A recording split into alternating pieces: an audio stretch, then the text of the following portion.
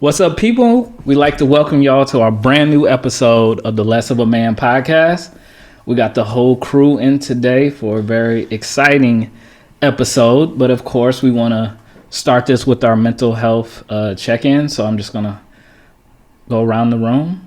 Edward, how's your mental? EJ. I'm never going to do that. Never going to get it, man. I'm doing good. It's been crazy. Fast week, a lot of stuff going on. Just trying to stay in there. Physically tired, but it's good. No complaints. Ready to get to business. Excited about this topic. So. Yes. And you, Shar? I'm doing fine, but I just can't take no more bad news this day. I mean, it's just too much going on in this news. People unexpectedly dying. It's been a rough week. Rough year. Yeah, so rough year. When is it gonna stop? That's all I want to know. But other than that, I'm fine. Can't complain really. But can't complain. What about you? I'm sorry. What about you, Rod? I just looked at you. You just looked at me like I was supposed to know you're talking about. Yeah, my bad. All right, well, it's been a good week. Long week. Had to deal with some protest stuff, but other than that, it hasn't been too bad. I'm just tired. Ready to get this going. I'm tired. Well, for my week hasn't been bad. I watched the interview. Nas' album came out. He's one of my favorite artists. And he was on The Breakfast Club. And I just noticed something. I appreciate a guy who can't grow facial hair. So I enjoyed that. It looks like he can't grow facial hair, and I appreciate that. Because you can't grow facial hair. Yeah, just repping for me. Inability to grow hair on their face makes you feel better. No, it's just repping for us. He feels like he is like, he's understood. Yes. I'm like, he's much older than me, and he can't grow it, so, it's all right. Representation does matter. I think that should be the theme. Representation matters. Yeah, but also, Char, what you were alluding to, I think hearing the news about the passing, especially Chadwick Boseman, every time I see a celebrity pass, I think about man, this guy followed his path and for what he was kind of here for and actually did it. Mm-hmm. And so for someone like me who's still trying to figure out what that is, I kind of admire somebody who does that. So that's when I'm thinking when celebrity pass, even like Kobe or Nipsey Hussle, John Thompson. I'm like, these guys had a purpose in life and they followed it. And I think life is about trying to figure out what your purpose is.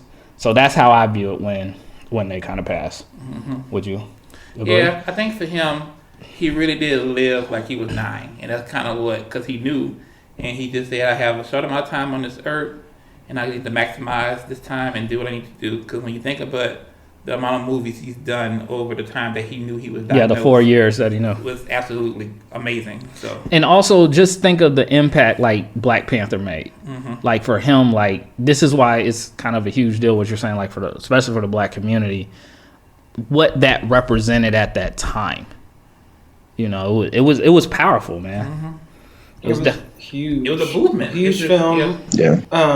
And I think not only, his role in Black Panther, but also his life and how he spoke and what he represented and how he carried himself really was in line with where we needed to see positive role models for Black kids.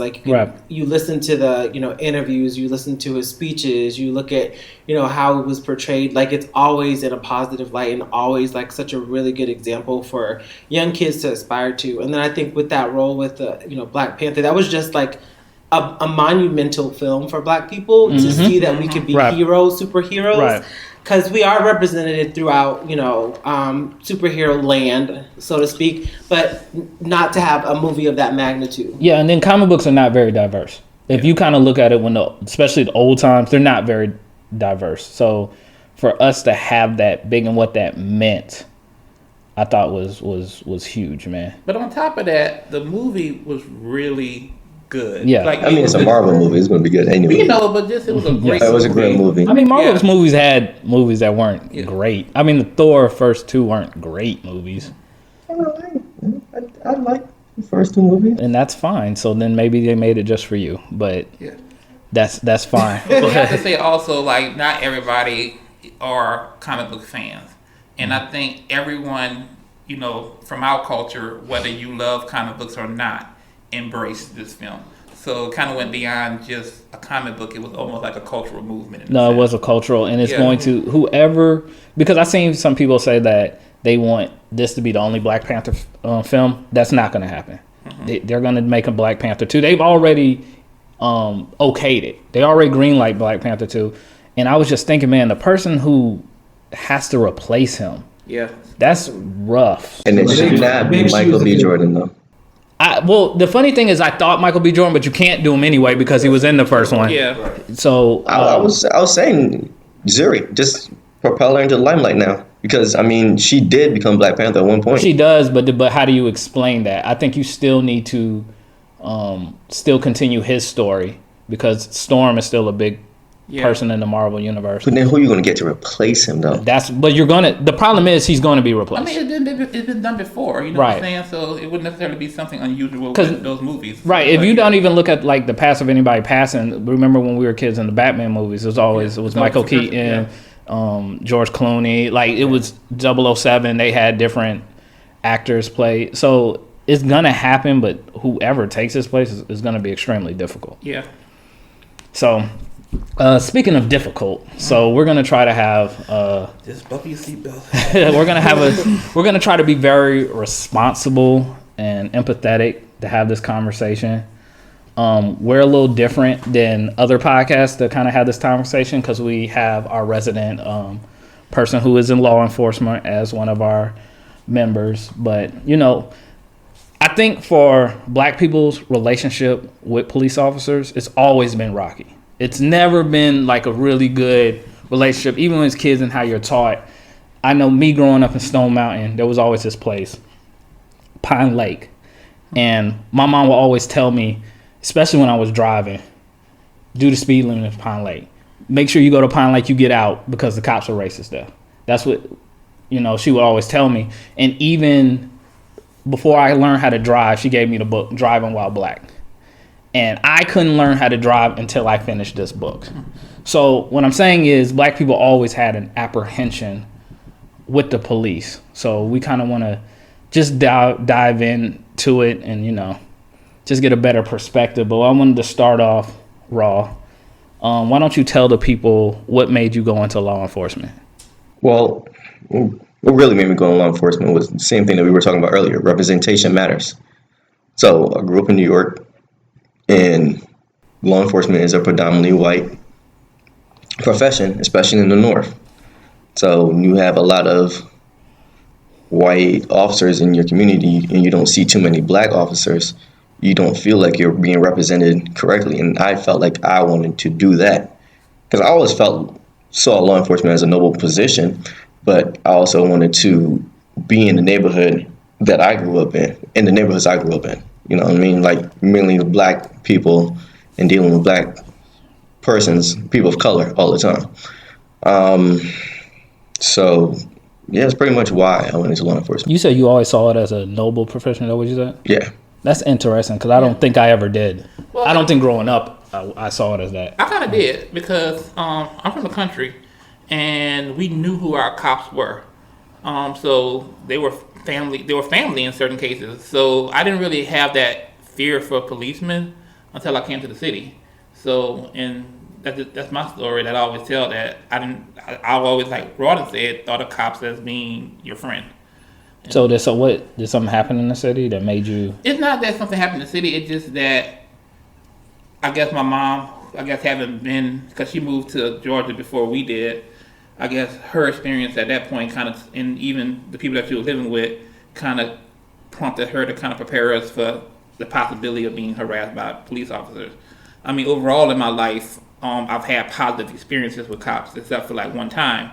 But other than that, my experiences with police enforcement have been positive. Okay. Yeah. I didn't.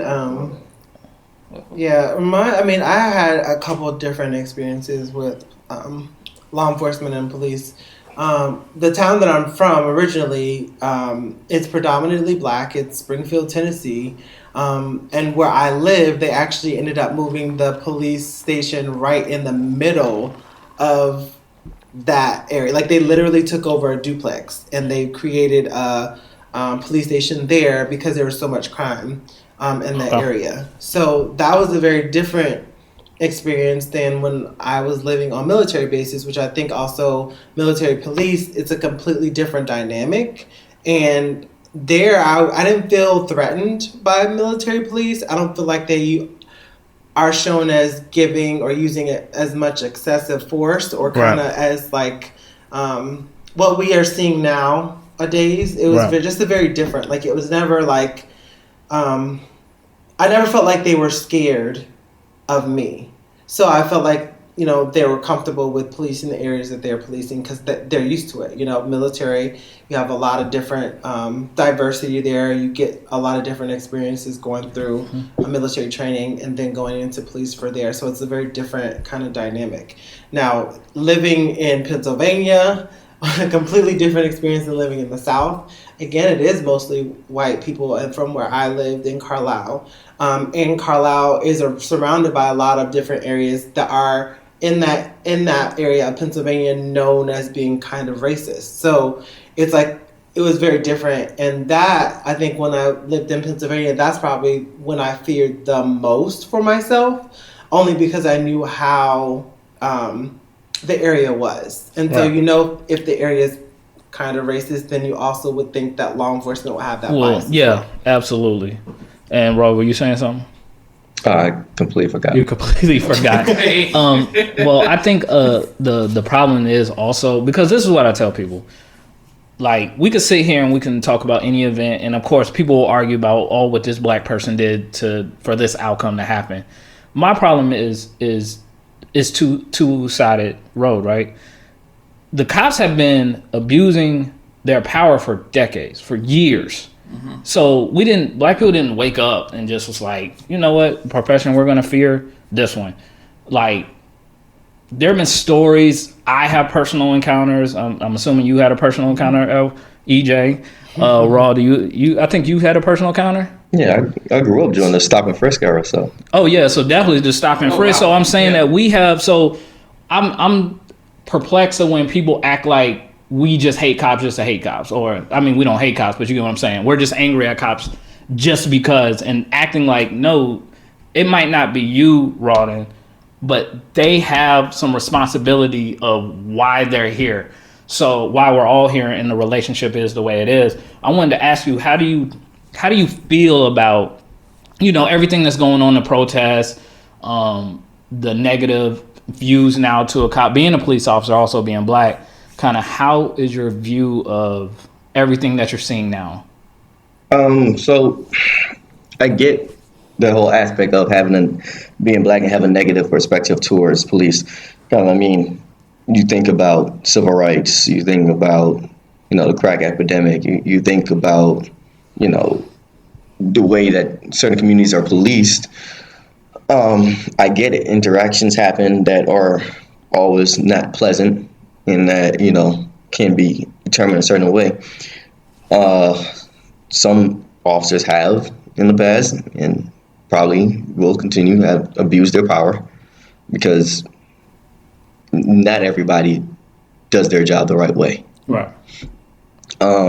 So with everything that's been going on, because it's been a tough year, and like I said on the last podcast, I got to a point where I had to delete all my social media.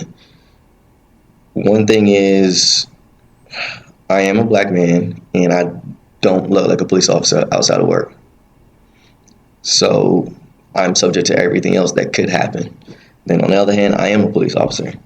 So I have to look at both situations objectively. I'm left to look at it as being black, and I'm left to look at it as being an officer, knowing what I went through and the training I have, and plus my life experiences as a black man. So it becomes tough at times where you have to balance both aspects, where you have to be like, well, somebody's going to be mad at you either way. Yeah. Your opinion, if I give my opinion as being an officer and understanding why certain things were done, somebody will be mad at me. If I give my honest opinion of being a black man and how I felt things should have been handled, somebody will be mad at me. So either way, I still have to have that balance. And for me, I'm just going to tell you how I feel. And I'm going to look at it through both lenses and I'm going to give you an honest answer from my opinion. And I don't speak for every law enforcement officer. I don't speak for every black person. I just only speak for me and how I would feel about the situation, how I felt the situation should have been handled or how it was handled.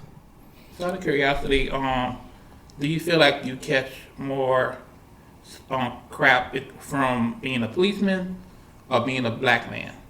And I catch more crap being a black officer. oh, all together. Yeah.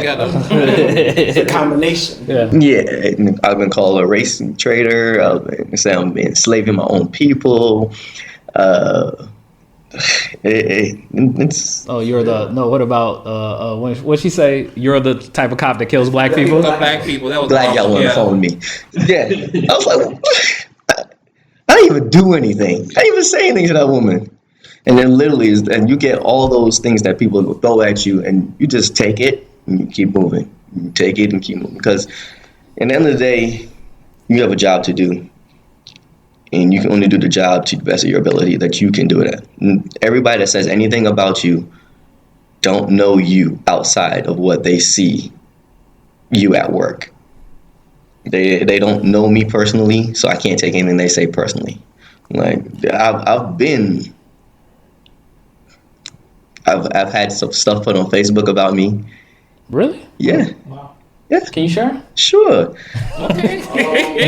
I want to hear this. This is when I was still on patrol in Zone 1.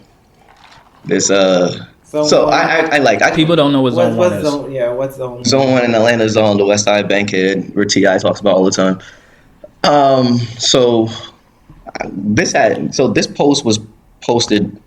It was early this year or late last year, and I didn't see the full post at first. I just knew somebody came in my private messenger and said, "Eat shit, pig." I was like, "Whoa, okay, this person's mad." So I saw the post. The post said, "I stopped. They do not like me. They have respect for the Atlanta Police Department, but they don't like me because of me stopping them and traumatizing them." I was like, "Whoa, what the hell did I do?" I mean, I really had to sit back and think, what did I do? So then I kept reading the post. The post said, I made them miss their father's funeral. They were in jail for jaywalking for 5 days. I was like, yeah, it sounds like me for stopping for jaywalking, but I don't remember locking people up for jaywalking unless you really piss me off. And that's very rare. So I found the name of the person, I looked up the report. What they neglected to say in that whole post was they got locked up because they had an outstanding warrant. But now I'm the bad guy. Because they didn't post that in the caption. So Yeah, that you actually had a warrant. So he crossed the street, not using the crosswalk, so I stopped him. Had a conversation with him, asked for his ID, got his ID, ran his ID, realized he had a warrant for a suspended license. And that's when I arrested him. But none of that was in the post. So you pretty much left that part out intentionally. Right, so you left all that part out. Like, I mean, I get it. I stopped you for a petty reason. That was very petty. But it's still against the law. You said something that caught my attention and I think that's what probably a lot of people are typically concerned about. You said that you were pissed off. Or sometimes you get pissed off or something like that. he said he wouldn't have sent him to jail unless he pissed him off. Yeah. Right, I mean, it's still an arrestable offense. Okay. But I don't normally do it unless you really, really piss me off. Because it's petty. It's a really petty reason. So, and that's how I went back. I read the report. I was like, oh, so I locked him up for a warrant. Oh, okay, that sounds more like me. So they said, "Oh, that's more like me." Make it better. Yeah. Because nobody's gonna like. I don't think people gonna like that. Yeah, right. Nobody gonna like that response, but it wasn't that I locked him up I ruined his life because I locked him up for crossing street without using a crosswalk. He drove on a suspended license, got stopped, got a ticket, didn't go to court, didn't pay the fine, had a bench warrant, and then crossed the street without using a crosswalk. So at some point, you get a whole accountability. Okay. So I guess my question to you then, because he used a situation and then He didn't say the whole thing because he knew the response that he was going to get. But what, as a police officer, and I'm going to let y'all answer as well, what do you think is the relationship currently between black people and the cops? It's not good. It's not good. We've always had a mistrust for police officers. Yeah. And since recent events happening around the country, it's really not good. At one point, it seemed like it was getting better or somewhat to some point, but then events happened and now we're back to the beginning. So you're saying like all what we were building up to has been completely, it's over. It's kind of like we're starting over from absolutely from the very beginning. Absolutely. So how about you guys who are not law enforcement, of course? How do y'all view it? I don't think we ever start over, and I think I've had this conversation with Daryl, and I've probably said this to you guys also, is I think policing runs parallel with racism, and it's been a part of our makeup with this country for centuries. Like, even if you go back to slavery, there was always policemen that was actually chasing slaves, runaway slaves, to even Jim Crow, to civil rights. So that's always run parallel to slavery, to racism, and we never atoned for our sins for that. And because we haven't atoned for our sins for racism is why we still have so many issues and mistrust with black folks with regards to policemen. And we just have not dealt with that issue head on. And I think until we deal with that issue, we're still going to continue to have that mistrust in policemen. But my question is, how would you deal with that issue, though? I mean, there have been countries who have atoned for their sins, absolutely. Sins. No, I mean, in the way you do it is take it head on. Like Germany with the Holocaust. Germany took head on their issues with the Holocaust. They don't acknowledge the Holocaust. They do. They do acknowledge the Holocaust. It's taught in schools in terms of what happened. We can't even get our schools to even talk about Black history, or even have a accurate depiction of what happened with slavery. Or we're arguing over Confederate statues and Confederate flags when that was a premise on white supremacy. Like, we can't even agree that this is white supremacy and they need to come down. Yeah, and it's embedded in our society. So I think the way we start to work on that is to, as a country, not just black folks, acknowledge the fact that we have a issue or a history of racism, systemic racism in our country, and we need to move as a country to move in the direction of fixing that. And right now, our country is divided and going in every direction they want to go, depending on where they fall on the spectrum.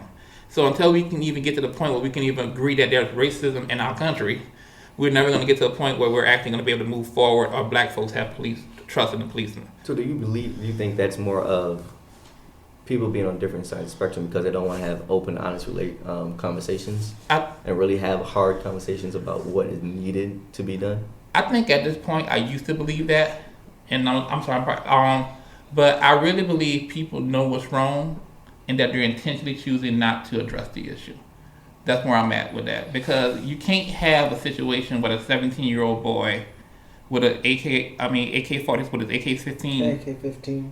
Walking it was an assault rifle. AR-15. AR-15. But to your point. Was it assault? Yes, it was like a military grade. Yeah, but walking the streets during protests and no one does anything, but then we shoot a black man in the back 7 times under the suspicion of having a knife.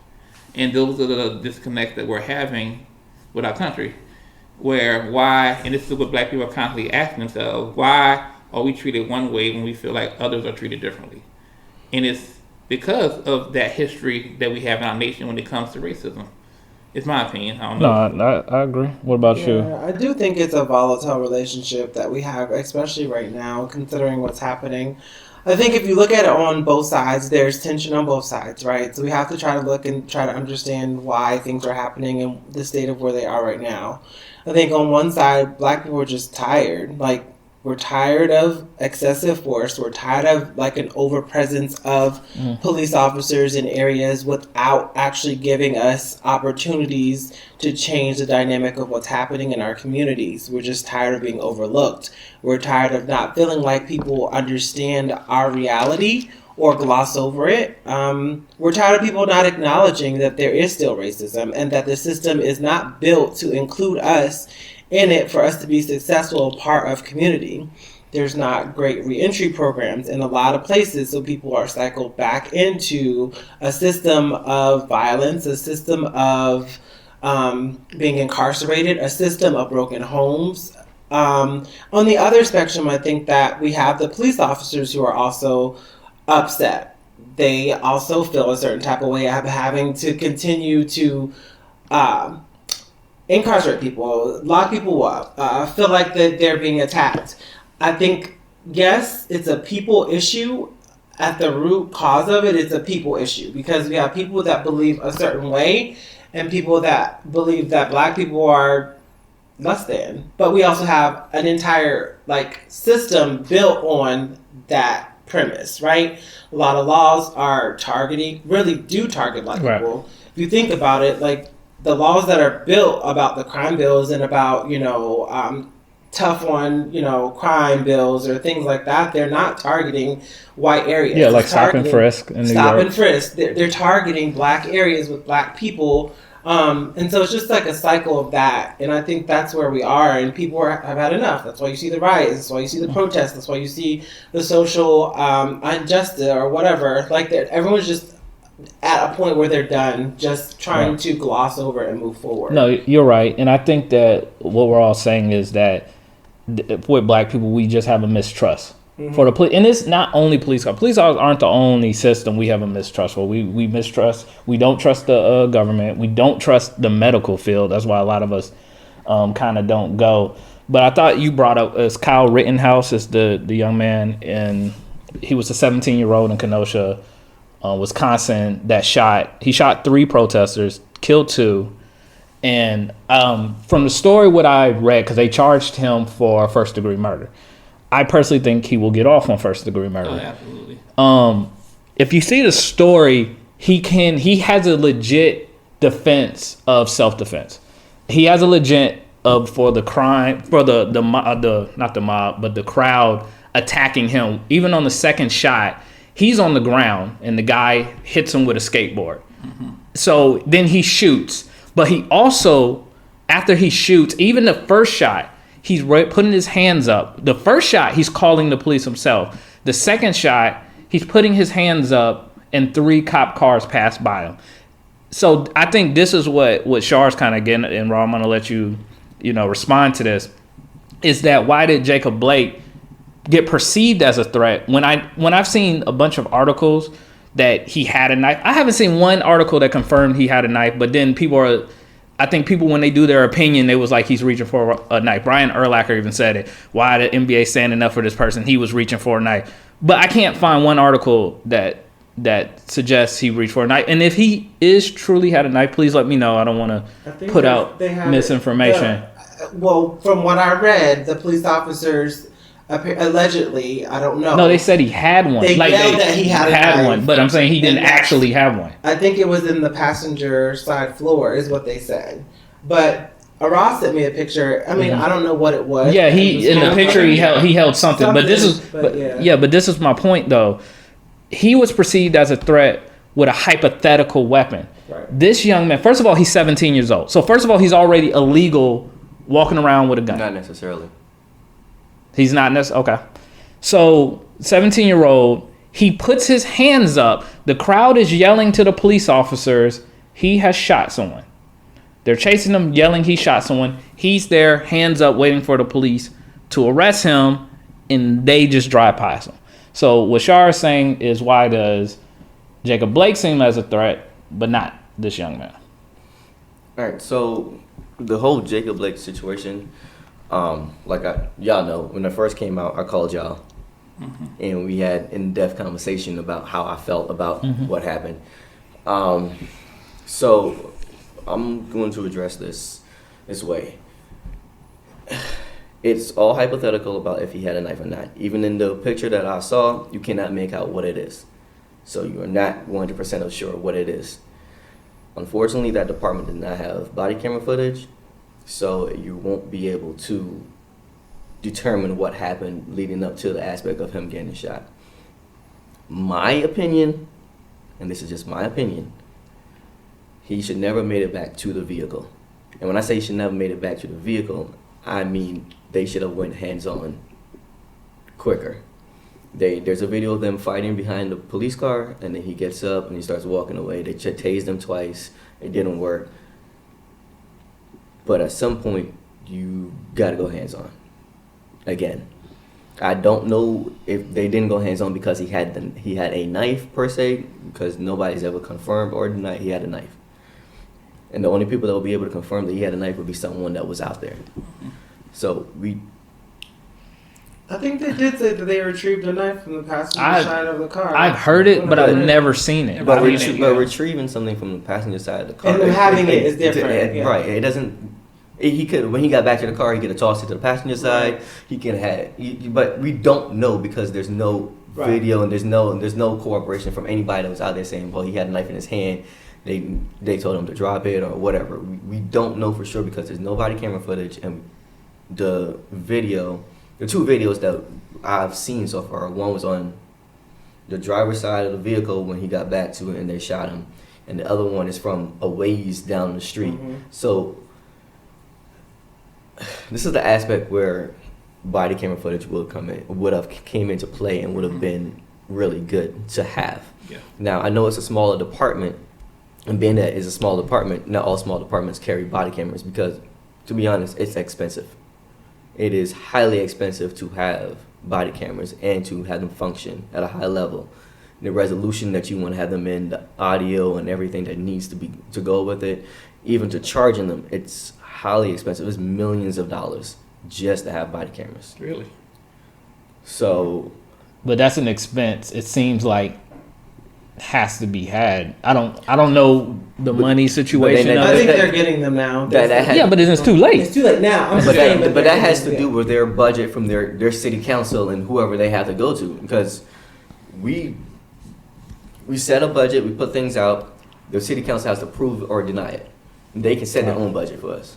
So like that's how you get money cut from policing or whatever. The city council decides, well, we don't want to put money here, so we're going to take it away and put it someplace else. So I don't know what their budget was, so we can't say that they should have had it. I prefer every police department to have it because sometimes it saves you more than it hurts you. But that's on their city council and their city why they didn't have body cameras, which means at some point in time your politicians really failed you in an aspect. This may be a dumb question. I'm in this game at the time I had. Could there be a federal law, although I know this is on a citywide level, but could there be a federal law that's enacted that provides funding for various cities to be able to afford body cams, since it's something that most cities, depending on the size, may not be able to afford? That would have to be sent up to federal government to decide, and then that's going to impact your taxes. There's an addition to taxes. So I think that's important, but I think the real issue is that what's the discrepancy? So I guess in our mindset, we want to understand why. If we look at some videos that have surfaced lately, we can see white individuals that are interacting with police officers. Like I literally saw one guy, they were like going at it, rolling on the ground, not one shot fired. Another one, the guy was in a very big truck, stepping out of the truck, yelling and getting in the face of the guy. And I'm like, okay, not one single shot was Now, done. You say that, I can also show you videos with black people going at it with officers and they don't get shot. So there's, for every video you have, I can show you a video to show you the opposite. But that's not the point. I don't want to get mixed into that. That's not where I want to be. Jesus Christ, man. I'm sorry. He's a very popular man. But I know it's not tit for tat, but let's just be honest. If we look at the facts, and that's what we need to stick to so we don't get too far in a rabbit hole. Right. We look at the facts, black people are incarcerated more than any other race in the United States. And we make up less of the population, right? 13%, somewhere around there. But 40% of the people that are incarcerated are black people. So we come into contact a lot more than most other people. And our interactions are different. Whether you want to pull a video and I pull a video, that's one thing. But the interaction and the perception of Black people is very different in the eye of a police officer. Let me step in before you answer that question, because it's an example and I think it's important. I wrote it down. Do you know who Masum Jerry is? No. All right, so he works for the Toronto Raptors. I believe he's the president of the Toronto Raptors. Yeah, the GM of the Toronto. So, for people who don't know, You're talking about when you went to the Golden State. yeah, I'm about to explain it to the people. So the people who don't know, at the NBA Finals, after Toronto Raptors won the championship, he was trying to celebrate with his team. He was on the body cam video, shows him about to bring out his credentials to the police officer. He then pushes him twice. Mm-hmm. So we're saying with the interaction, like this guy is the GM of the Toronto Raptors. Is anybody, he put together that team. He made the trade, signed those players, drafted those players. If anybody deserves to be on the court, it's him. And still in his interaction. And not only the funny thing about that is the police officer tried to sue him. This video only came out because he did a counter lawsuit. So we're seeing like people with Brian Windhorst, who is a journalist of ESPN. He was on ESPN when they talked about this. He said you have to have certain credentials to get on the court. Brian Windhorst said he did not have those credentials. He walked on the court. Nobody stopped him. Of course, Brian Windhorst is a white guy. So again, to what EJ, see, I did it there. EJ's point is that it's perceived that we are a threat. We're violent. Like that officer would not have treated Masum Jerry if he was a white guy, he wouldn't have did that. So I guess before he even answers that, are we treating this as a black cop, white cop thing? In terms of, in other words, would Rawdon have handled that differently if he was the, you know what I'm saying? Absolutely, I think Raw would have handled that differently. Absolutely.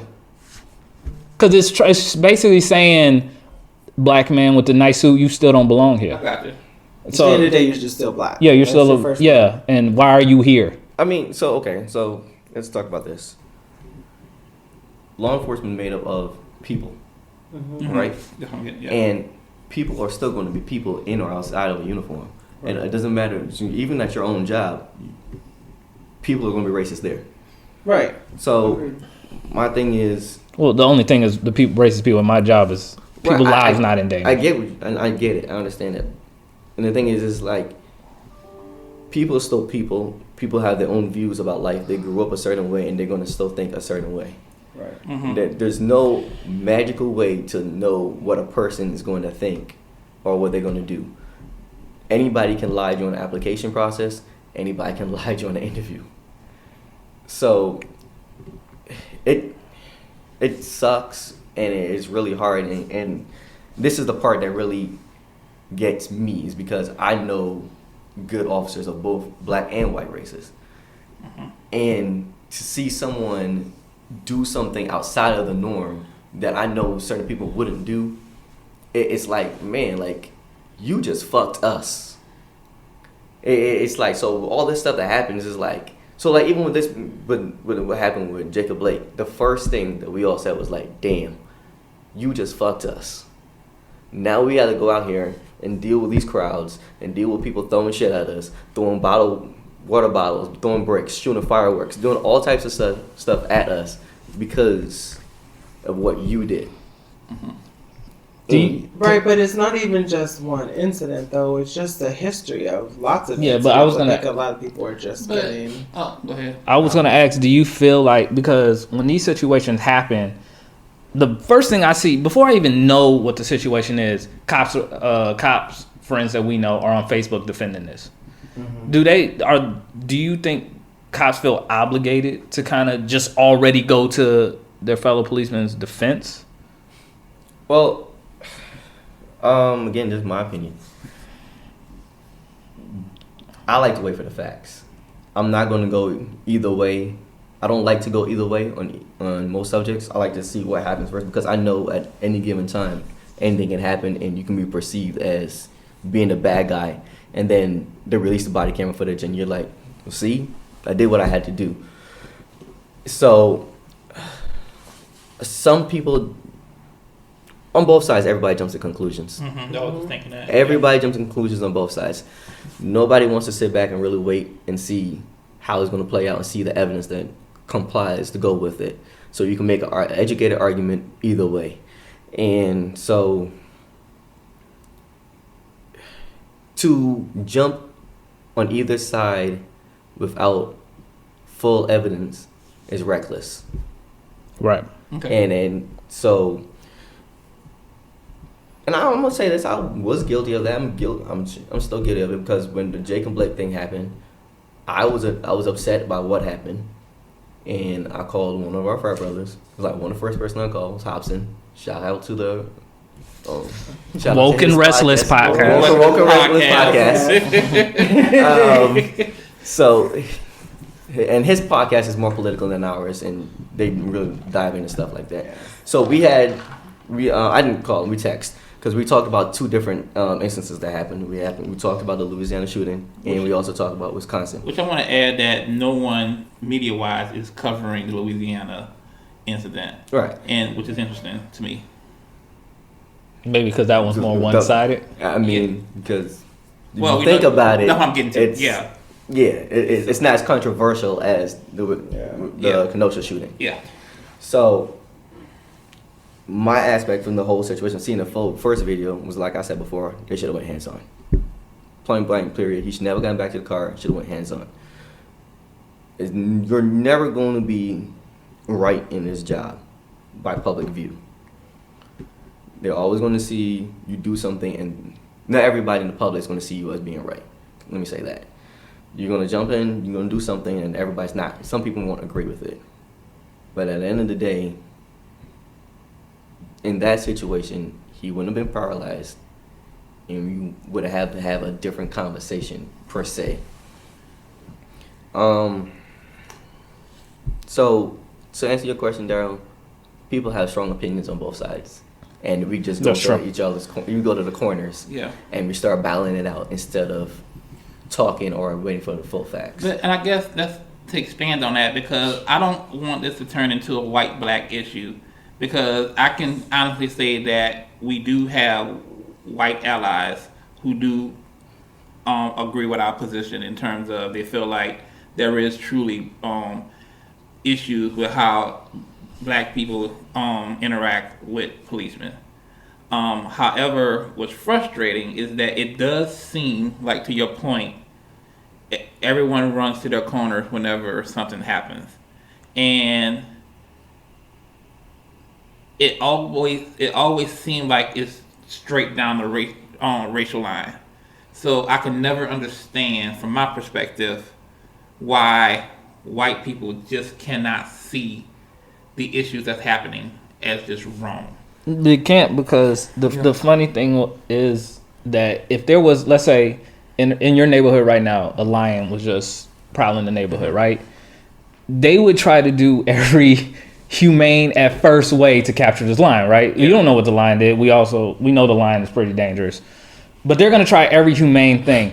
If somebody just came out and just shot the lion, they'd be in an uproar about it. They'd be like, PETA would be like going crazy. And we're sitting here like, no, that's still the same kind of, we just want to be equal even to that, to the lion. Because we're saying that this thing is dangerous, but you're going to tranquilize her. You're going to try to do everything possible to make sure it stays alive. But for some reason, it doesn't seem like us as black people kind of get that same treatment. And I think part of the thing is that a lot of transparency is lost with police and law enforcement. I think that the public doesn't understand, like, most of the time the issue with the cases for these instances or high profile cases is that, like, the police officer are well within their right.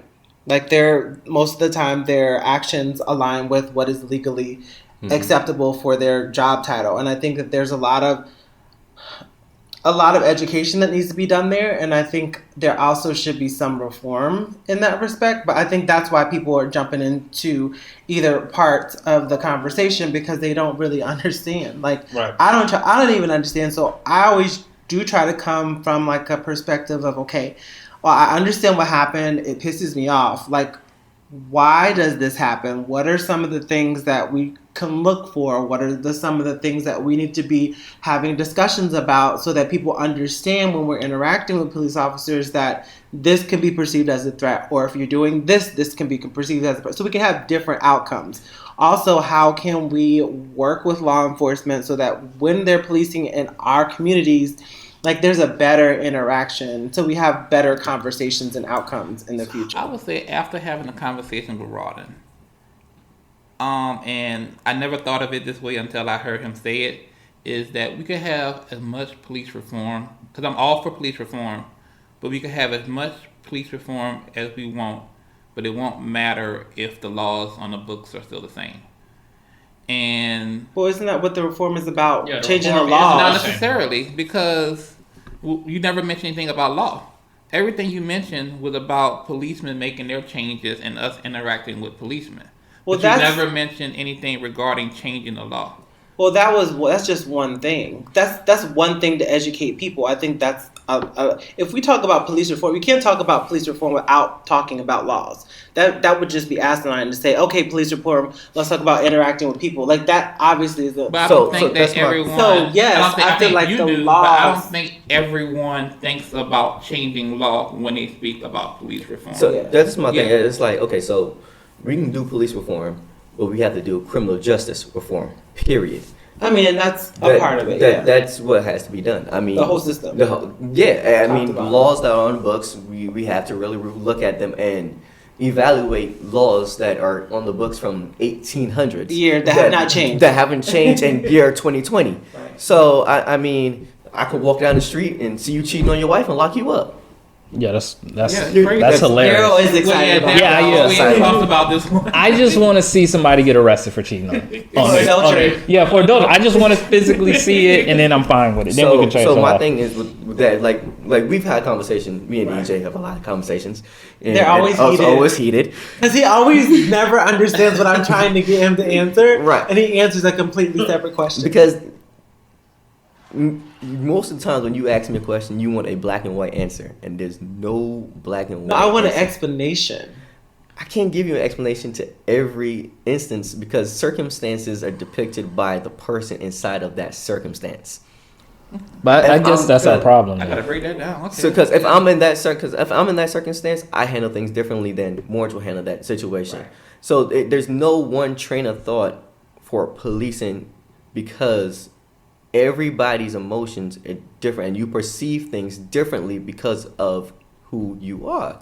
So I don't see things the same way that you will see things. We can go in a simulator and they can put a scenario on. I'm going to react different than you're going to react. And I get that. And that's without So- any type of training. Like so would say that be- And just to give context to this conversation, I was asking him because I was seeing a video. I can't remember what the video was, and I was like, "Well, Rawdon, No, it was when the guy got shot with the rubber bullets. Yeah. with the rubber yeah, bullets yeah, by rubber his bullets. kid." Again, Yeah. another instance where kids are really Kids in are close involved. Yep. proximity. And I was like, "Okay, so what would make the police?" I was asking about what would make the police officers shoot. He had his hands up. It kind of seemed like he was maybe complying. The video, of course, didn't have audio when I sent it to him, which he said that that's important for context. But looking at the video, I'm like, okay, so if I'm looking at this video, can you tell me what are some things that might be a general, like, good practice? And he's like, I can't tell you because everyone's going to Yeah. like react different. I'm like, I mean, but if I'm telling, like, for instance, I'm like, okay, so I'm telling my nephews, like, when you interact with police officers, don't do this because this might be a threatening thing. Yes, it might be a little bit different for every single person, but what are the ABCs of, like, police interaction? Like, and he was like, I can't tell you. That was the context of that Yeah, I remember conversation. Yeah, so I didn't. It was like I can't give you the ABCs of policing because everybody perceives things differently. Like for instance, in Georgia, it's legal to have a gun in your car, right? So me personally, I separate the person from the firearm, or it depends. Or sometimes I might just still leave them in the car, but keep a good eye on them and have a good conversation. Somebody totally different can perceive that totally different and do things totally different than how I would do it. I mean, it's all about perception and how they come across. So with that video, I needed the audio to give you an exact answer for that specific See where scenario. the disconnect is, though? But- I'm not asking you to tell me No. about policing. I'm asking you to give advice to a young man on when they interact with police officers. What are some things they probably should not do? Because that would make the situation escalate. That's kind of the point reference I was coming from. My only thing about that would make anything escalate is arguing. Okay. Arguing is always going to put somebody on. You also told me about body language, posturing, and So stuff like that. So again, with the guy with the rubber bullets, he was laying on the ground, hands up, and I believe not the first time he shot him, but the second time he was on the. Yeah. So it's like, why would they shoot him? Even with rubber bullets, kids around, just like EJ said, why would they even do that? Okay, so when I finally listened to the audio, they were giving him verbal commands to come back to them, and he wouldn't move. That's why they shot him the second time, to give him for compliance. So it's more it's a tactic that is used to put you at a disadvantaged situation where I can keep control of the situation.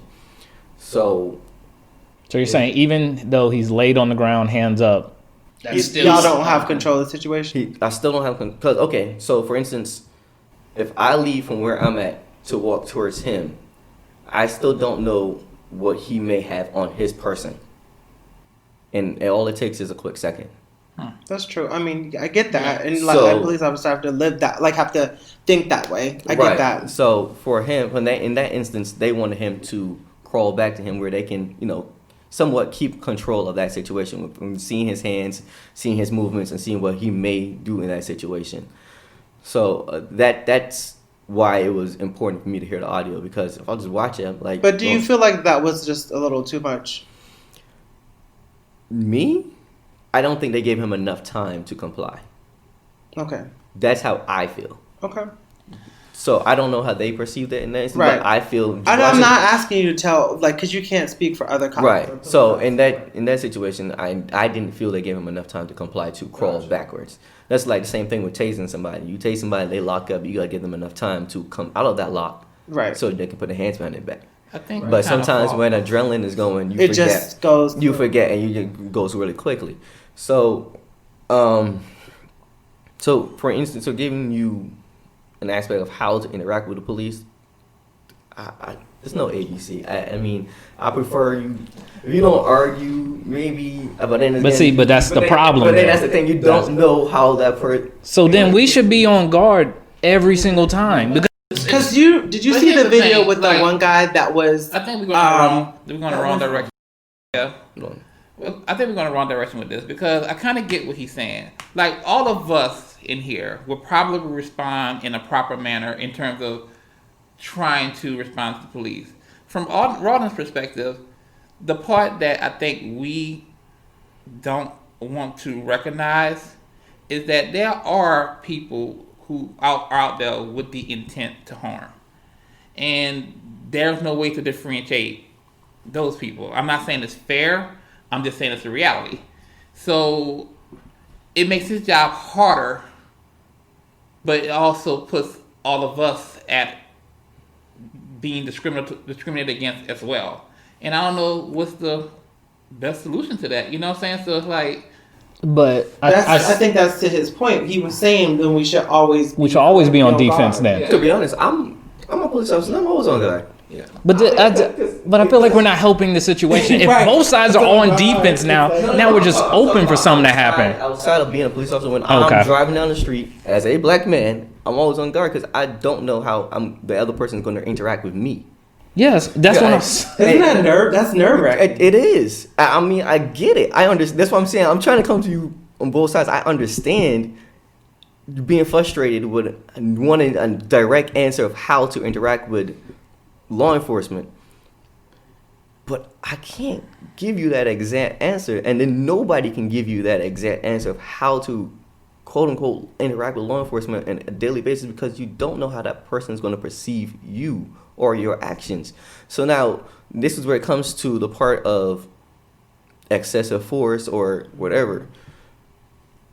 You have certain factors that you go off of. So, for instance, the Kenosha shooting. When he got back to that vehicle and he went inside that vehicle, now you don't know what he has in that vehicle.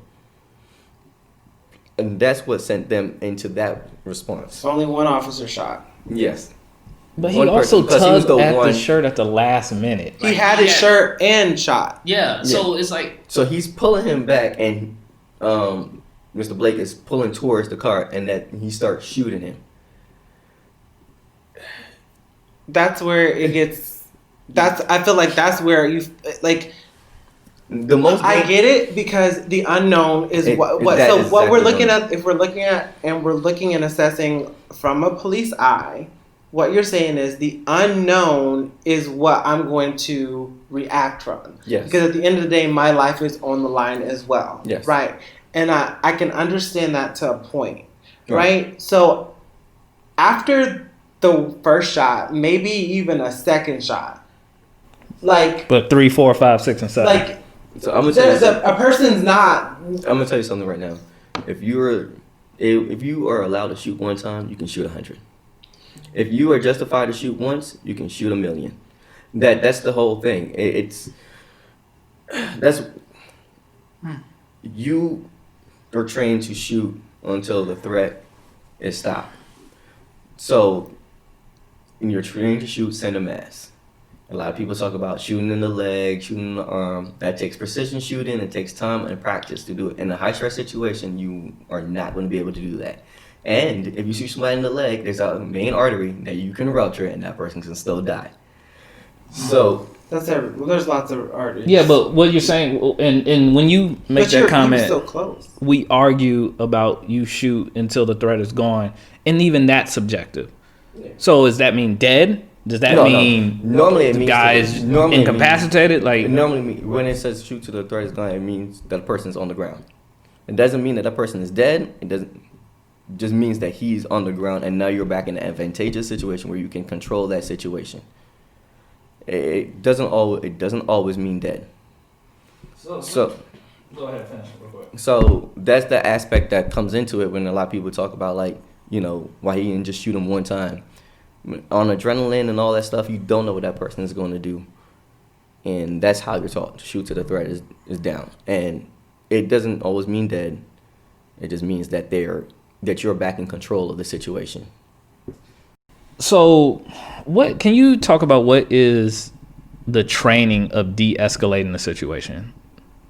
Like, do y'all go through like training? Do y'all go to situations? I only talk about my department. Yeah, speak on it. Yeah, we talk about de-escalation. The biggest thing is always trying to assess the situation and make an educated decision in that time of what would be the less lethal option at that moment.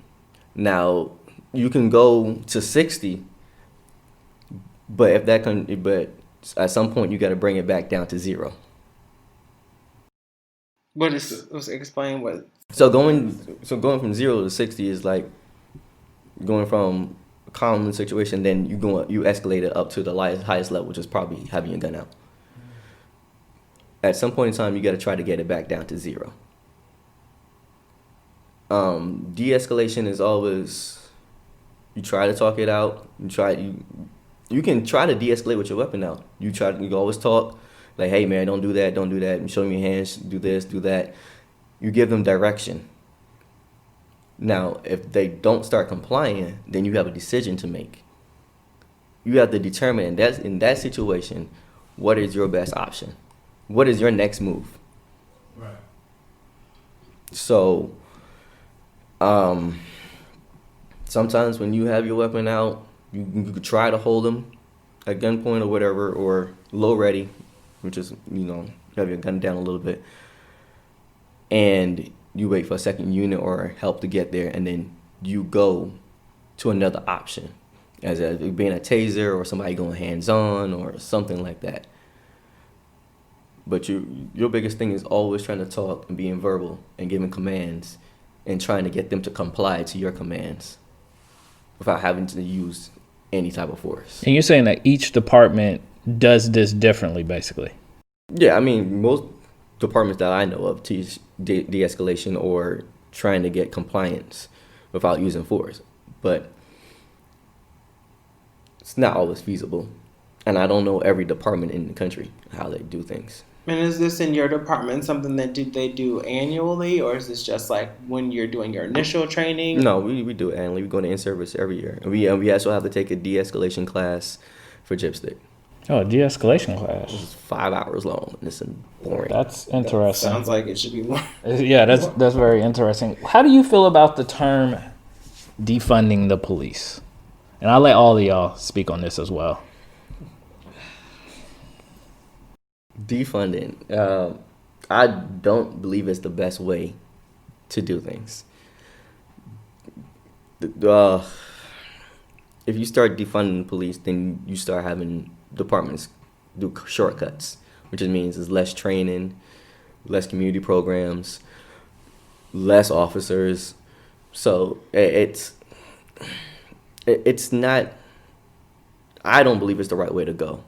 Now, if we start talking about criminal justice reform, then that's something I'm full-heartedly agree with, because I feel the only way you can make the change is really taking a deep look at these laws and seeing what is feasible for the year 2020 and beyond. We can't police the same way that we policed in the 1800s. We can't police the same way we policed in 1990. We can't police the same way we policed in 2000. We can't police the same way we policed in 2010. So with everything that changes and evolves in life, we have to start looking at ways to evolve with it. No, absolutely. And so defunding wouldn't help that. I believe defunding would hurt that. So you believe that defunding the police, which means taking unnecessary resources to the police department and reverting them somewhere else, as in communities, to potentially stop people from being criminals. So what's unnecessary though? I mean, I don't know. I don't do the fund, so right, I don't know. That's the thing. Like you have to tell me why it's unnecessary. Why do you feel it's unnecessary, and how is it unnecessary? No, I'm just to the public explaining. No, I get what you're saying. That's what I'm saying to to the public would be, what do you think is unnecessary? But also, I just heard we just earlier had. I guess for me, I don't even know what defunding at this point means anymore, because we just had a conversation about Kenosha where the department couldn't afford to have body cams.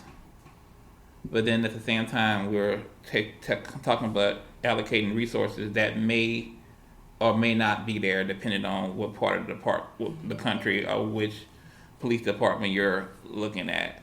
So at this point, I think we all have an understanding of what defund the police means, but I think it's overall more of a political jargon now than truly doing the overall analysis of what it means to create an overall system that works throughout our country.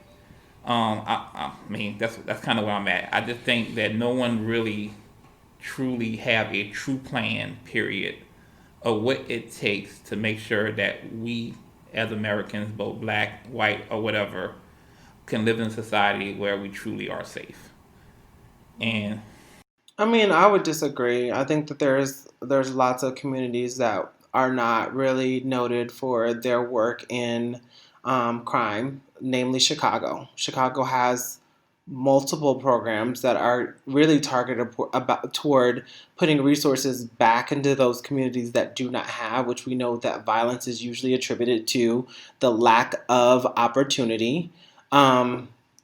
There's so many examples of communities doing that. I don't think that in general, black people really want to defund the police. I can't speak for all black people. I will speak for myself.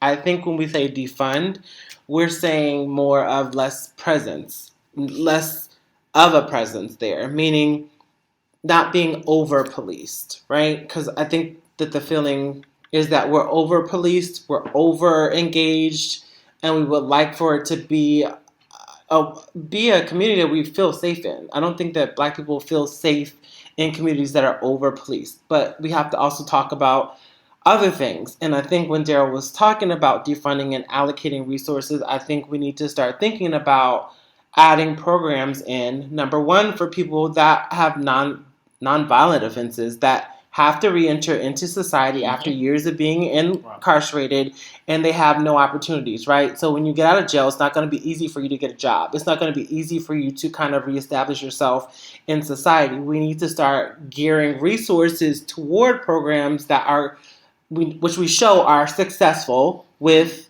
what do they say? What do they call it? Reforming. Yes. Repeat offenders.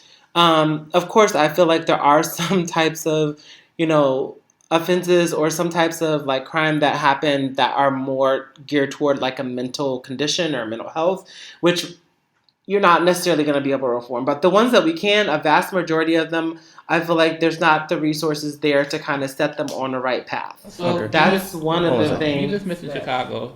So do you feel like Chicago have too many resources or not enough resources?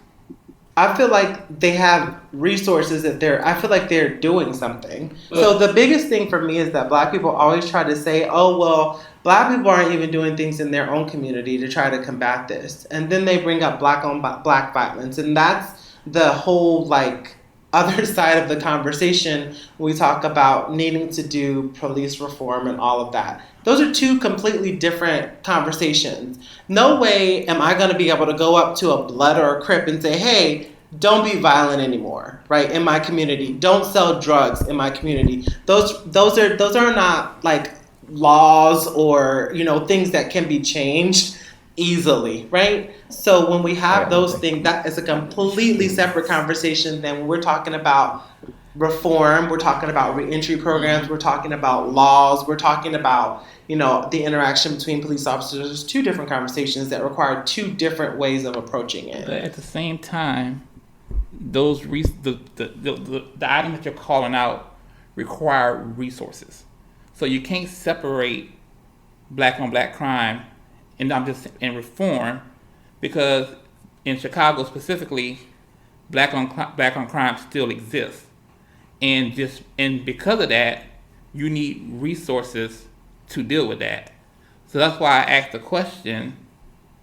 I agree with the concepts of having resources available to better your community, but the conversation we're having in terms of as a country right now is defunding the police from the angle of reallocating what's assumed to be resources that are being overused or in one area and reallocating them somewhere else. But I think the question that no one's asking is, are there enough resources there to even begin with? Okay, so I got like one thing I want to go back to that you said. You talk about over-policing. Right? Police are put into areas determined on stats and statistics. So if violent crime is up in the area, then there's going to be more police presence. That's how stats are worked. That's how policing is worked. It's reactive, not proactive. So if crime is up in a certain area, you're going to allocate more officers in that area to combat that crime. Right, and I understand that dynamic, but if I look at it from the grand, is it working? Is there less crime? Are there less interactions with Black? Like these are things we also have to think about. That's what I'm saying. Over policing doesn't equate a good. But it's not over policing. It's aggressive, but it's not over policing, because as soon as that crime goes down in that area, then they move to another area, and that's the thing. Police isn't proactive; it's all reactive. We react off of what the stats are going to be and what is going to happen. So it's. I think it was Kamala Harris that I remember her in a speech. Police's job shouldn't just be to react to crime that's on the streets. They should also be geared towards like proactively like trying to stop it from happening. So the only way to do that is to create programs and reinforce a great positive connection. But until that happens, what do? You just let them. No, and I'm not saying that, but I'm saying the approach is off. It hasn't worked. Right. For all the years that we've had I get what you're hasn't saying. worked. The approach is off, but you have to put a plan in place to gradually have that reform in that area that you need. So when you start putting a plan in place or have a concrete plan and you're going to do what you need to do, then you can gradually move police out of that area or stop over, in quotation marks, over policing. That's all. That's what I'm saying. Like, you can't just say, well, we're over policing and we're going to take them out. No, that's not what I'm saying. What I'm saying is come up with a better solution. Because you just putting more police officers on the street hasn't worked. Well, what's the plan for that? So, I don't know. That's something the police officers should. That has nothing to do with the police. That's not the police department. But your job is to eliminate crime, right? Right, but that's not our job is to stop crime. Right. From happening. But you can't always the people that put in place programs are your politicians and your council members. Those are the ones that need to interact those programs and allocate money into that area to help you combat crime and the way that crime is done in that area. But don't you think that if we can't put money into something we don't have, we get money from the city. I'm not saying my whole thing about defunding has nothing to do with taking money from police officers or at all. We have to figure out that. I mean, I'm not a politician. I'm not a statistician. I'm not any of that. But what I do see is that there's an issue. Number one, I feel like it's over policing. At the end of the day, I feel like there's too much of a presence of police without actual programs being implemented to help those people. No opportunities there. So how is that the police problem? How did we But cause that don't you think issue? If you're a part of that problem, if the part of the problem is the police, should they not be involved in the equation to create a solution? So if you have politicians, but if you have politicians creating programs, do you not think the Police Athletic League and the community-oriented policing aren't programs that are put in place to help the community, is what you're saying? What I'm saying is there's not enough opportunity. There's not enough programs. There's not enough consistency. But that's not on the police side.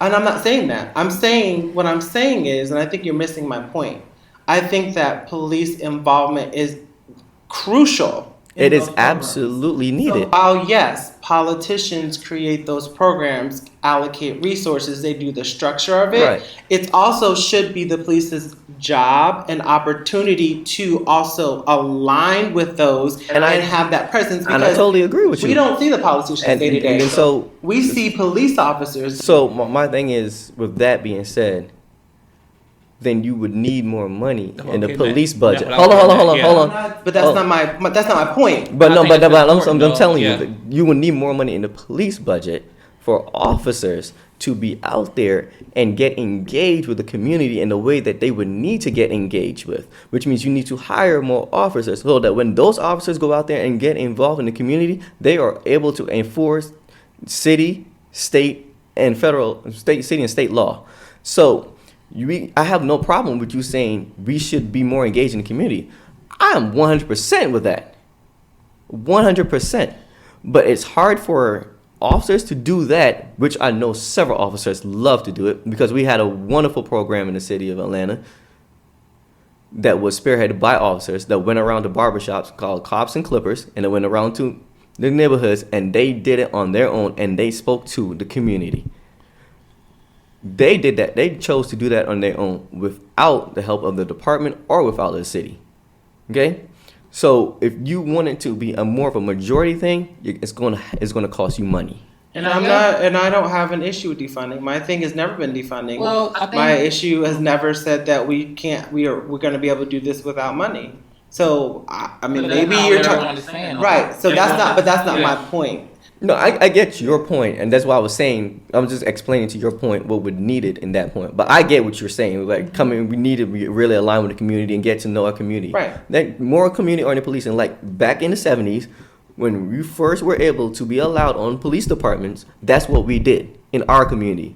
We community policed our community. We spoke to everybody. We know all the grandmothers and all that stuff. We got away from that. That's the thing. And that's what I'm saying. There's not that interaction. And that's what I'm saying. And that's what we need. And I agree. All right, y'all, let Char talk to. I think we're still at a disconnect, because from what I heard from your conversation, you don't believe that there's over policing. There's over policing. I believe there is. So my question is, so do you believe cops are intentionally going into these communities looking for crime? I can't say that I know that, but I mean, I can't speak for a police officer. I'm not a police officer. I don't know. Are there probably some people that are looking for people to lock them up? Absolutely. Are there also great cops that do a great job? Absolutely. So I can't But the really. reason why I'm saying that, in the term to say that you're over policing would imply that you're putting police officers in communities to intentionally look for individuals, whether innocent or guilty, of doing something wrong. From what Rawdon is saying is that most of his policing is reactive and not proactive. Is that safe to? I mean, policing itself is reactive. Yeah. But to your point, there are units that are placed into areas to do proactive policing, as in to reduce crime. But Yeah. that's determined by the stats that are given every week or every month, or 28 days. Okay, so let me keep going.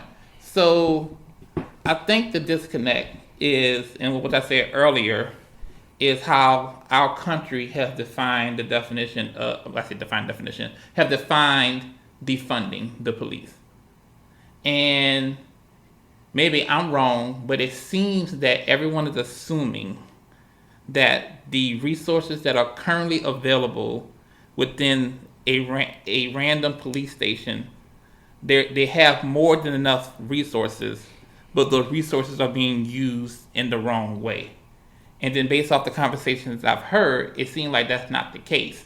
It seemed like they're already underfunded. Yeah, but that, seems like hold on, let me get on this. Go ahead. No, but also you need to look like anything. Policing, it's an issue with policing. Then this is what EJ was saying. It's an issue with policing. Now, over policing, to me, is like over parenting. So if we overparent a kid, how is that kid going to turn out? If we overbearing, every move they make, they have no ounce of freedom. How are they going to come out?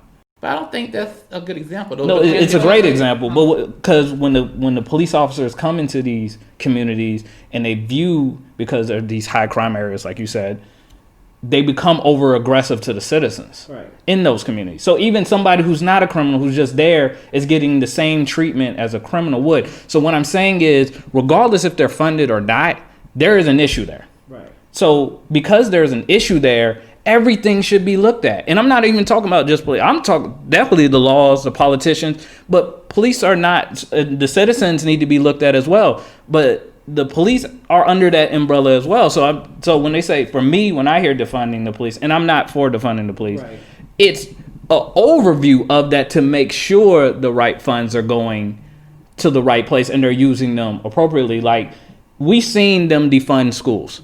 That has not worked. Yeah, correct. Yeah. So defunding to me doesn't work. But we do need to take a look at it. So act like we don't need to take a look at it, just like we're going to, because Chicago is always the thing that we bring up, and like every place is Chicago. But to act like it's just the citizens and all black people are animals and they need to be over police is kind of the viewpoint that we're getting. No, everybody needs to be looked at. Like I said, and I'll let you talk in a sec. At the beginning of what I said, the police also have to atone for their sins in this. Go ahead. Well, before you reply, and don't forget what you say, I just wanted to respond to, he said over policing, and again, over policing doesn't necessarily mean that they're just locking up multiple people or they're proactively putting people in there. It's like you said, it's just the presence in right? Like at some places, I don't feel like you need more presence of police in those areas. It's already heavily trafficked. There's already a lot of presence. There's already a lot of interaction with people. And like you said, like, everyone then becomes a suspect, right? If you're putting these police officers in an area where you feel like there's a lot of crime, people are already naturally going to think, okay, well, there's more crime in that area, so I need to be on alert for everyone is essentially a criminal, right? I don't know, like, what comes first, the chicken or the egg? So my question, So I feel like there's not, that's what I'm saying over policing, that's a part of it. Mm-hmm. So, okay. That's how you feel about that, right? So now, let me ask a question. What about the 70-year-old grandmother that got her house broken into 12 times? And she's calling to her city council talking about, we need more police presence out here. I got my house broken in 12 times. My neighbors got their house broken into. What are you doing about it? And then that city councilman goes to the mayor and complains about his district. And then the mayor comes to the police chief. And the police chief goes to her deputy chief. And the deputy chief goes to the major of that zone, and then goes to the captain. Then the major goes to the captain, then goes to the lieutenant, and be like, "What are you doing to combat this in this area? Because this person is complaining about this." So then now he has to come up with a plan to have more police officers in that area to deter that crime.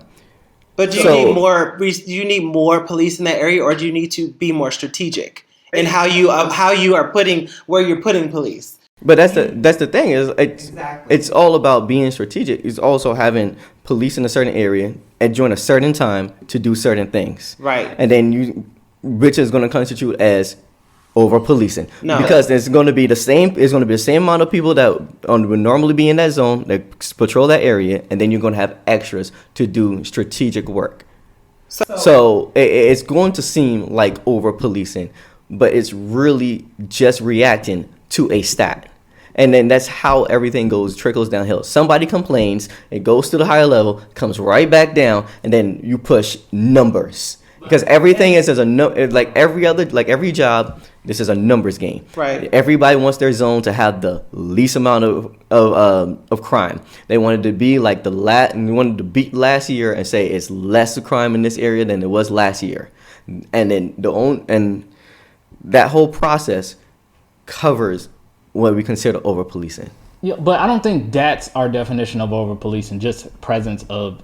I think once they're there, like most people don't mind the police if they're doing their job At all. Nobody minds. So What's their job? Not to find criminals? No, what we're saying is when you put more police, when every citizen starts being treated as a criminal, that's what we're saying about over, not the actual numbers of police officers. But can you look at someone and tell them that they're a criminal or not? No. Okay. But then that means you shouldn't treat everybody and that was the problem with stop and frisk. But you don't treat everybody like a criminal.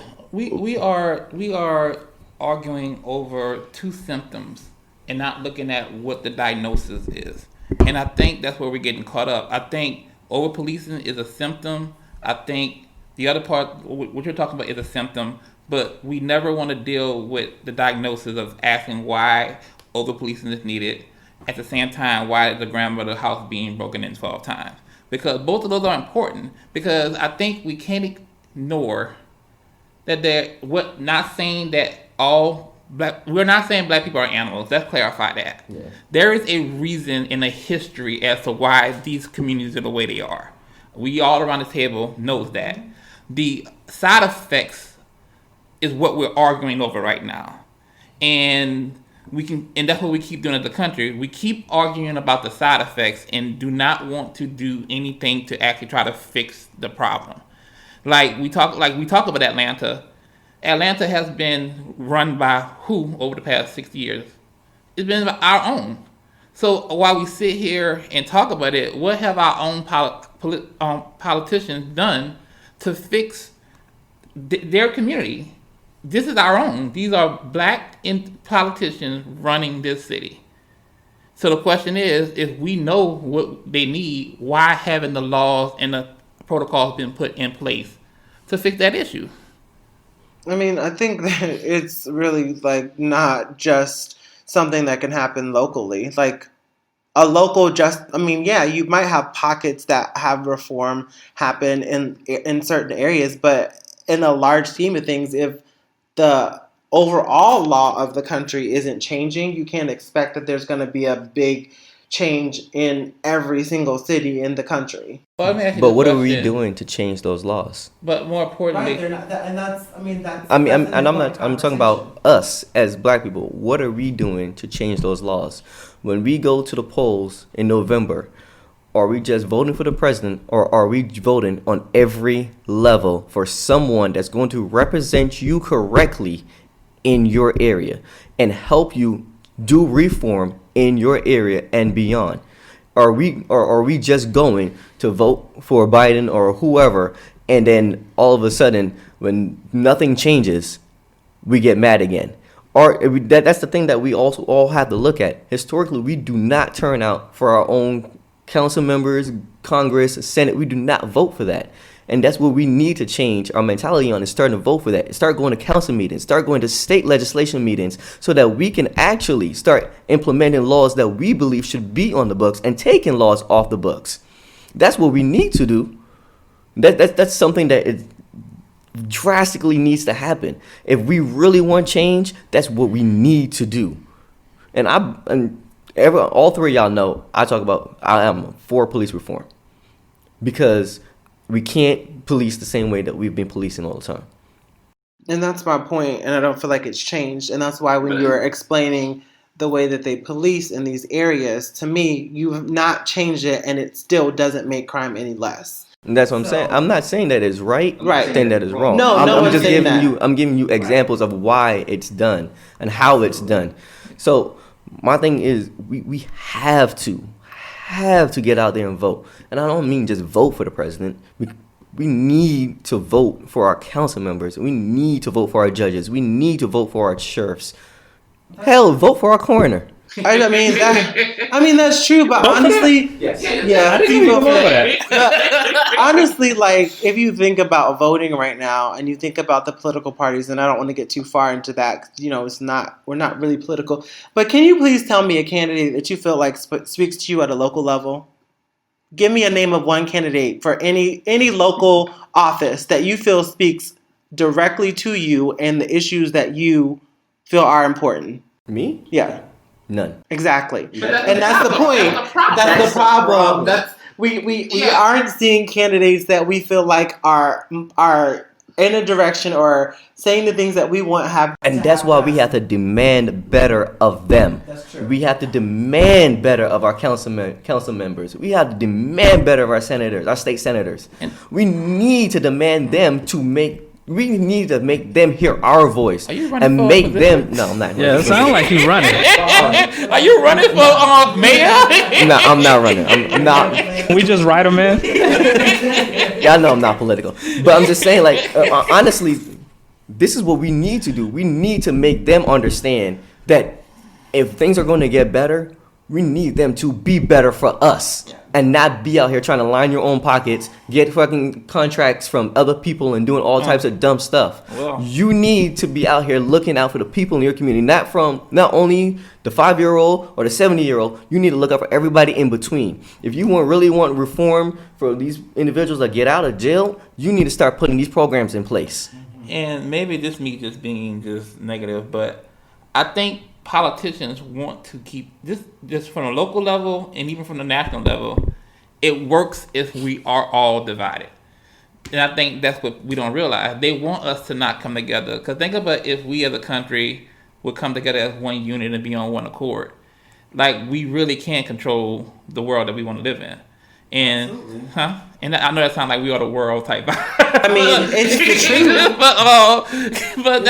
but it's sad. I mean, because think about what happened. We go back to these shootings. What happened? Everyone just runs to their corner, and no one could change their opinion about something that we should all be agreeing on, that we lost innocent lives. And that's something that. Why are we arguing about I mean, that? I guess people will argue about whether the lives are innocent or not, but we know, but we get that, yeah. And even as an officer, what that person did in their past, you do not know at that moment. right. So at that moment, you have to treat that person like you would treat anybody else, because you don't know what they did in the past. You don't know what they have. You don't know nothing. He could have been a straight A student somewhere. He could have been in law enforcement. He can be anything, but you don't know that at that moment. You didn't know he had a warrant. You don't know that he had a domestic dispute. You know nothing. And I'm just talking in general, with general conversation. So I don't like when they bring up the person's past. Yeah, it's like, okay, well, he's a criminal. Okay, That's how he you did things in that it. works for the case. Right. Against the, when they go for the case for wrongful whatever. But we see the right, media. yeah. But Yeah. And then it's on the flip side as well. Law enforcement, when they get into certain situations, they bring up how many disciplinary actions they had, how many encounters they did with this, and how many times they got written up. But that had nothing to do with the moment. But you know why they do it? Like, there's a method to the madness. It really is. Because they know as soon as they do it, not all white people, but who they're aiming for, white people gonna say, well, I guess he deserves it. And then, of course, black folks gonna go like, oh my God, how are they gonna try to decriminalize him before he gives a chance to have a fair trial? And that's with a purpose. because as long as they keep us separated, there's nothing that there's no reason, like you say, for politicians to even try to live up to what they promised their constituents, and that's just the reality of it. And at this point, being a politician is just a cushy job for you to collect your check and just kick your feet up, and then kick your feet up. Because at this point, why do I need to enact change if people are not demanding that I do? So I guess because we're running long and this is very passionate conversation, but I wanted to end it kind of on this. I think, Raw, you said some stuff very powerful, and I want to see how y'all agree with them, because I actually agree the solution is we need to vote. We need to get more involved in the local levels, and we need to, once we elect these people in, like, don't be just excited because Biden won or whatever. Demand still of him. Mm-hmm. And I wanted to get y'all's take on this, and we're going to close it out there. Who wants to go first? Just voting. Yeah, like, what do you think is the actual solution? I'm sorry I didn't explain that, but what do y'all think is the solution there? I think that Rawdon hit the nail right on the head when you talked about demanding of your politicians at the local levels, the city levels, at all of those different levels that we don't necessarily think of, because there's your direct impact there, right? The national level, yeah, it's good. It's in the media. It's what we see. But the changes happening in our local communities is really largely based on what happens locally. So, like, that's going to be the solution. I think that that's the way to push the narrative of reform in many aspects.